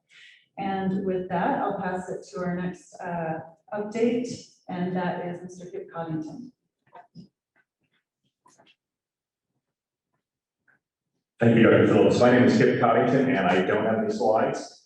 And I'm also not a geologist, and I don't play a geologist on TV. So, but I have the privilege of supporting Dr. Phillips on the inventory task of the Core CM grant. And this is about driving towards a Core CM industry in the PRB. And so a part of this assessment really has two phases. First phase is doing a classic inventory of what is in the PRB. And by the PRB, and if I call out your county and you don't have my business card yet, then the purpose of this meeting is I very much want to meet with you. So I want to begin with what is the geographic scope of the PRB in which we are doing this inventory. And so there are 8 counties that we are looking at in Wyoming: Campbell, Converse, Crook, Johnson, Natrona, Niobrara, Sheridan, and Weston. And then in southeastern Montana, we are looking at the following 5 counties: Bighorn, Custer, Powder River, Rosebud, and Treasure. And so although I'm from the University of Wyoming, this is a DOE-funded academic endeavor. On the inventory side, at least, we are approaching this the way a commercial party would do it. And I spent the bulk of my career in private industry, so I'm pretending like I'm an investor, that I'm a partner at Goldman Sachs, or I got a technology in the RE industry, and I want to cite my company here in the PRB. And we all know if you're an investor or the CEO of a company, you prepare that monster spreadsheet. What's the transportation? What's the environmental status? What's the existing workforce? What is the opportunities for education, which is just wonderful to have Gillette College here. So we are in the midst of preparing this massive inventory, and much of that information is in the public domain. Some of it is not, and that's also where we additionally will need your help, but we will be getting into this in our separate panel this afternoon. And of course, as Tom said, it takes a village to do this inventory. And so we're privileged to be working with a wide variety of colleagues, including friends and colleagues in Montana, the Montana Department of Commerce, the Southeast Montana Development Corporation, of course here in Wyoming, the good folks of Campbell County and the city of Gillette. We'll also hear this afternoon from Stephanie from the Upton Economic Development Board, and on and on and on. And so we're doing this inventory. We're probably 90% of the way done with it. And again, a lot of it is in the public domain, but then we have to assess it.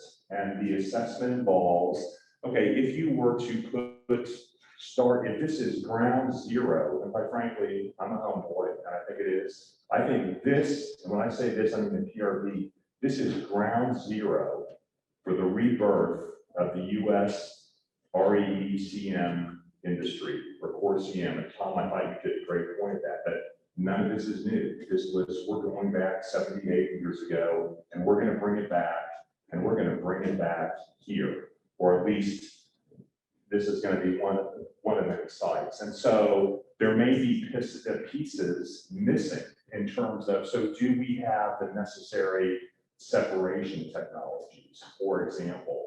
And so as part of this inventory assessment, we also and are working closely with the technological teams as they're assessing both the resource and the technologies that will be used in order to further process and then refine these materials. And so it may be that, you know, in 6 months, based upon being informed by the technology work, we should have a better idea of what, if anything, in terms of separation and refining, for example, if there are pieces there that we're missing. I don't know that we're missing those pieces, but that's what we're driving towards. And so, again, if you're in those 8 counties, in that I call that in Wyoming, or those 5 in Montana, quite frankly, even if you're not, but you're interested and you're in the area, I very much want to hear from you, because we want to make sure that both this inventory baseline work that we're doing, as well as the assessment of it, is fully accurate, really savvy and thorough, but also from a commercial perspective. Because just my passion here is not to contribute to a report that will be read. I want to contribute to a report that, quite frankly, serves as an investment memoranda. So when an investor comes to Gillette or comes to southeastern Montana and says, hey, we're thinking of siting our facility here, I want to have written the chapter, contributed to the chapter on that inventory piece, and give it to Goldman Sachs, or give it to the CEO, or give it to someone like that and say, yes, this is why you should build your facility here. This is why you can employ 1,000 people here. And this is the rail infrastructure and pipelines by which you can get this material to market. So again, I'm passionate about this, Dr. Phillips, but privileged to be working with you. And again, I would love to have your business card, so thank you.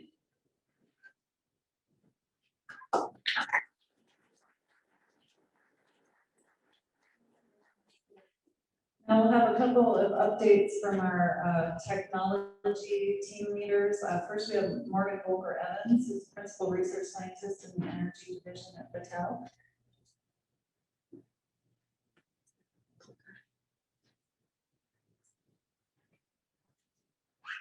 Hi, everyone. Thrilled to be here today and be a part of the CORSIAN team for the Powder River Basin. I'm representing the Morrell Institute today, my team back home in Columbus, Ohio. And yeah, again, very excited to be here. So we are tasked with subtask 5.2, which is looking at technology to process, separate, and purify rare earths and critical minerals. So as I mentioned, we're tasked with this, so the kind of extraction and upgrading stage. So when I say extraction, I don't mean the mining stuff, but after the mining stuff, when we have our source material. So looking at, technologies to get to higher purities, and then separations and purification steps, so we can actually then have product streams that can be used for magnets and alloys and other materials. So we're taking a approach from Aaron's task and looking at some of the different rare earth and critical materials, where they're located in the Powder River Basin, promising deposits versus already known resources. We're looking at the types of resources that the task 2 and 3 teams are putting together, and then looking at the kind of traditional technologies that are known for those types of critical minerals and those deposit types. So as I mentioned, extraction and upgrading, leaching, digestion, separation technologies, that sort of thing. So looking at, the state of the art, like solvent extraction, things that have been around for decades versus maybe some novel up and coming technologies, and what technology readiness levels those different technologies are at, and then any technology gaps or potential hurdles to being able to develop some of these technologies at a larger scale. And that's all I have for our subtext.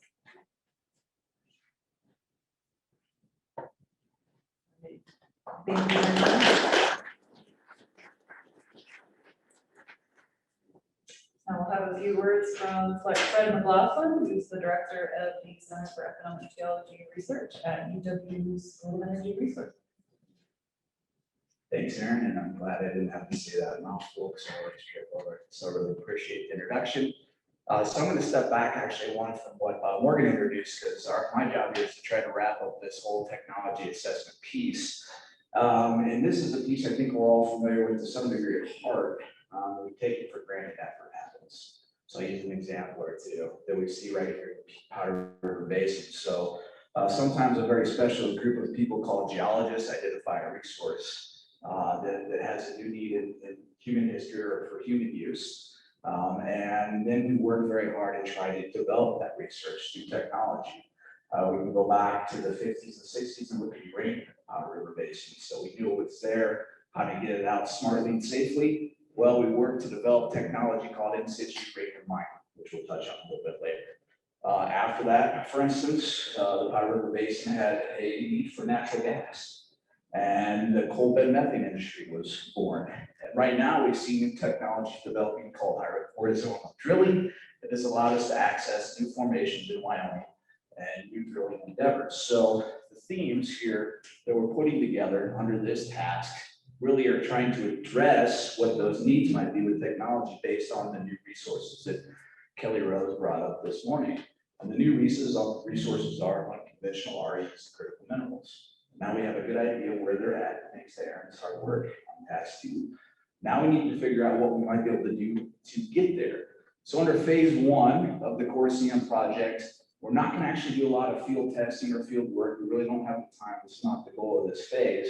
What we're trying to do here is identify those existing technologies and those existing resources in the Powder River Basin that might be used to provide a roadmap to that next industry boom. We take it for granted now that there's a uranium industry in the southern Powder River Basin because the technology cracked the code. So here's our 4 different themes. And really what I want to do, I have 2 slides to introduce what the themes are. These will be brought up in my team talks later, so we're not going to go into it, but also a different portion of Core CM is building stakeholder networks. So I'm going to quickly introduce who's in charge of these themes. I'll ask you to raise your hand so the people in the room can get to know who they might like to talk to expert-wise going forward. So theme 1 for technology assessment, development, and field testing is innovative sustainable mining techniques for coal and other Powder River Basin resources. This is being led by experts at Los Alamos. And Brent, would you kindly raise your hand and be put on the spot? Thank you very much. Theme 2, which Morgan just introduced, is process to separate, purify RE and Core CM. I don't think you have to raise your hand because you're just up here, but thank you, Morgan. Theme 3 is technologies to incorporate coal, coal-derived carbon, another in the value-added intermediate end-use products, and that's being led by our University of Wyoming Department of Chemical Engineering, who couldn't be here today, but that's very exciting. Oh, we do have some students. Sorry, Rob, Don, please raise your hand. Thanks, sir. So that's very exciting because as Dr. Glenn Morrell mentioned, you know, one of the big pie in the sky dreams for Wyoming is actually to develop manufacturing base here around some of this. So we'd love to hear back from stakeholders here in the audience on how we might be able to approach that. And last but not least, we'll put together a plan around this, much as Skip mentioned, to try to provide a roadmap for those next stages of development. Next slide, please. So really quick, we will touch on this in some of the lightning rounds, but again, some of the stuff that we're looking at under these themes are you know, next generation mining technology from automation to waste-free technologies to real-time resource analysis. There's a lot of this that's already being deployed in hard rock mines and other places around the world. New separation and extraction techniques. This is a really interesting challenge here because there's a lot of ways to do this. Each RE or unconventional RE deposit is different, so you have to take a different tack. So thank you very much, Task 2, for helping us figure out how to start approaches from a new technology standpoint. And again, lastly, you know, for the dreamers in the room, this value-added and end-use piece for the Powder River Basin. I mean, that's where we want to really be able to take new industry in Wyoming if we can. So with that, thank you very much. I'll hand it off to the next speaker.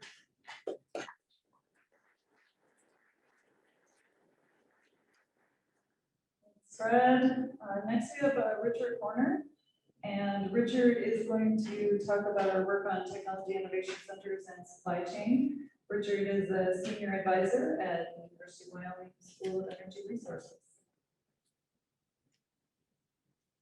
Thank you, Erin, and good morning, everybody. I've got 5 slides. I'm going to rip through them very, very quickly. So don't be too concerned when I take your time. So task 6 is about developing technology innovation centres. And the overarching objective here is to do things that are distinctive and advantageous to staff around the Powder River Basin, whether it's the natural resources themselves, the infrastructure, the people, or the assets, or the geographic advantage we have. And what I want to do today is to show you the framework we're using to make the decisions about what these technology innovation centres might do. So the first thing to do is to understand that our primary goal is to recover the REUs in critical materials, to do so with no waste. And the secondary is to manage the next big thing that's around, which is likely to be the carbon. And then the tertiary thing is to manage whatever might be left behind, like the mineral reserves, or maybe non-critical materials like metals. We started off by setting up some do's and don'ts. These are the things that we want. It must be sustainable, got to be concerned about water availability, job creation, and lots of other things on here. So that's the context that we're making our decisions. What we did is looked at different extraction and process options, all on the left. We then looked at some sense of what makes sense, what doesn't make sense for the PRB, and started to create a shortlist. This is not exhaustive. We could add other technologies in there if we want. It's really validating the framework concept that I want to share with you. This is then looking at the preliminary analysis, where we looked at some sense of the economics based on information that we know today, and we came up with a framework there. And then we started to look at what the market context of some of these things are. And we've created a spaghetti diagram, which you can see on the right, which shows really the supply chains in the back. The supply chain that go all the way from different resources, all the way through to the end markets through different projects. And the next step here is to make this into a density diagram where we're starting to look at growth, value, and things like that. And hopefully that will tell us some sense of where we need to aim in terms of the assets that we have, or the natural resources we have relative to markets. And then, of course, we have to look at value and start to make some decisions. So we've been using something like a BCG matrix is a good way to go. And then look at what some of these things that we might ask these technology innovation centres to do, and how we might operate, what our business strategy might be. And again, that's just a framework. And that's all I want to share with you. That's where we are today. Our next step is to get some samples, to start to look at things like how easy it is to extract, where the focuses might be, so we can enrich some of the economics and some of the techno-economic analysis. But that's our next step. Thank you for your time.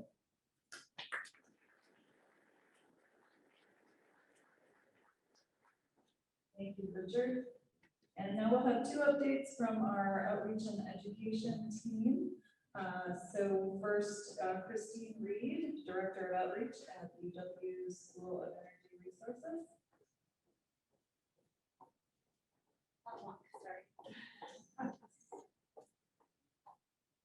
All right, so I'll just give you a real quick update as to what we've been doing. We've been really busy trying to connect everybody through events. So as you all are aware, we've done some webinars previously. We have one coming up at the end of this month on workforce development training. We're doing that in partnership with the Upton Workforce Development Board. Stephanie Salzar, who's here today, will be a speaker on that, which is amazing.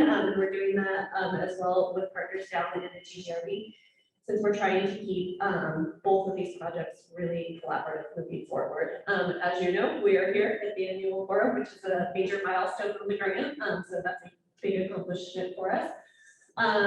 We are working on our makerspace badge, and I'll let, when Patrick comes up here for the next slide, he's gonna give a couple more updates. He can elaborate on that, but basically, we want to start providing some preliminary materials to get out there for people to know just at a high level what rare earth elements critical minerals are, and then we'll kind of expand from there.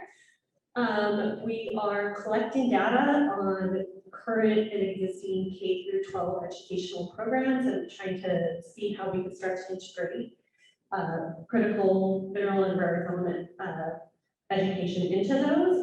We do have some existing energy programs listed on our website, so we're also working to integrate that. And then finally, in October, I'm working with some of our other task leads. We're going to start expanding and reaching out to the different tribal nations to see how we can better integrate them into this conversation and work on that moving forward. So just real quick update from me, and then I'm going to invite Patrick to come up here. We have one more slide to talk about.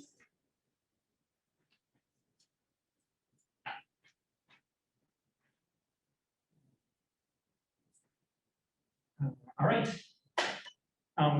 So the main point for me being up here is just to talk briefly about this survey, and everybody's going to get the slides after this, so you don't have to take this down right now if you don't want.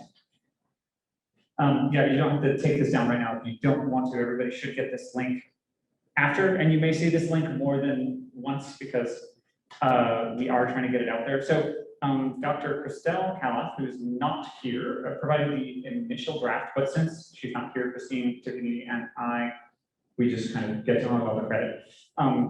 So Christelle got the ball rolling initially, but we helped to add some questions and so on and so forth. In any case, we're trying to avoid or at least minimize doing a lot of cold calling to convince folks for their time to fill this out. So you can help us with that. So firstly, the groups that we're going to ask for help distributing the survey include, and this is not an exhaustive list, the Wyoming Mining Association, the Wyoming County Commissioner Association, the Associated Governments of Northern Colorado, Western Wyoming Community College, and the Colorado Northwestern Community College, amongst others. But the biggest help that we may get is, of course, you. So if you have a business or know of businesses who may be part or in future be part of the Corsium supply chain or could be, it'd be super great if you could forward this link to them or fill it out yourself if you're a representative. I can also talk a little bit more about the sort of stuff that we're doing with the makerspace badges. So we've picked one so far, and we're planning to do 2 more. And what those badges are essentially is that they're for basically anybody teaming up. There's a variety of sort of difficulties for them writ large. There's already a program for assigning these badges, and so these are these so-called like micro credentials. And so it's a short course. Typically, they'll last between 30 minutes and 2 hours, so there's not a big barrier to entry. And if there are prerequisites, all of those prerequisites also come in the form of badges. So typically, people can get spun up pretty quickly. And what we're just going to cover first off here is the uses, what Corsium, sort of what rare earth elements and critical minerals actually are, because of course, if you're trying to prepare a workforce for future, it really helps if they know essentially the basics of what's going on there. And so, and we're going to hear a little bit next about sort of workforce. So we're going to hear a little bit more about workforce development, but that's what we're working on. So hopefully, it's by the end of this year, we're going to have the first batch out. And so that's going to be made available here through Area 59 and the other makerspaces throughout the state. And if I were very intelligent, I would have included a map of those makerspaces, but we can send more information out. Talk about that too.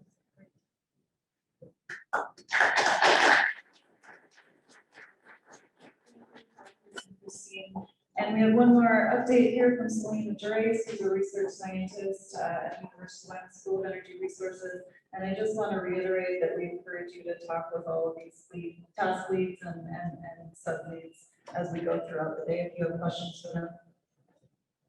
Thank you, Erin. So I had the privilege of working on environmental justice for the Corsium project, and that's an important focus for us as we start to develop these industries that we're taking into account environmental and social justice issues. It's an important part of the grant as well. And so I've included up here the EPA definition that we used a lot for what we mean when we're talking about environmental justice. And it really hinges on these two components of fair treatment and meaningful involvement. So fair treatment meaning that we're including everyone and that we're taking into account how benefits and costs are being distributed across different populations. And that we're involving people in the decision-making process, that we're including opportunities for engagement for people from all different populations as well. So with the Corsium project, this specifically means working on engaging different communities and providing opportunities for that and building ethical supply chains, as well as really identifying vulnerabilities such as environmental hazards, energy burden and fossil dependence in those different communities that we're working with. And we have hosted a webinar on social and environmental justice as one of the big accomplishments that we've done so far, where we've heard perspectives from different people about what environmental and social justice means when we're working in Wyoming on developing industries such as this.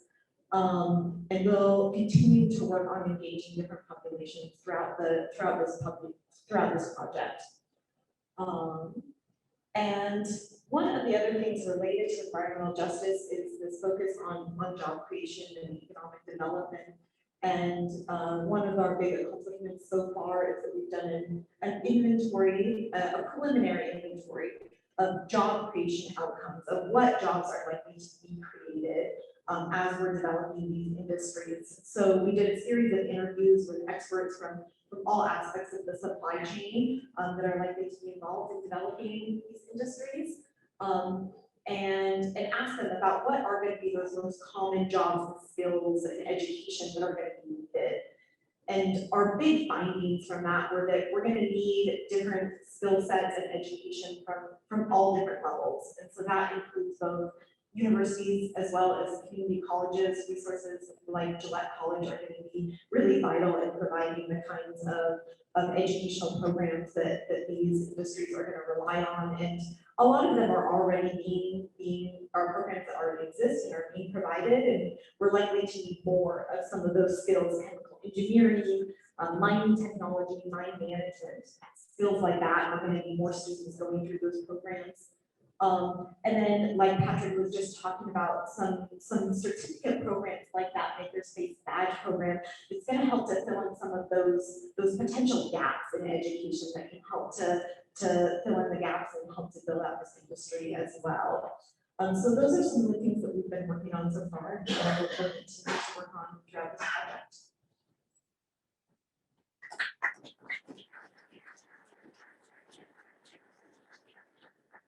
That will conclude our morning session. We have a networking break right now, and we'll reconvene at 10:45. There's two sessions, one here and one up in room 213.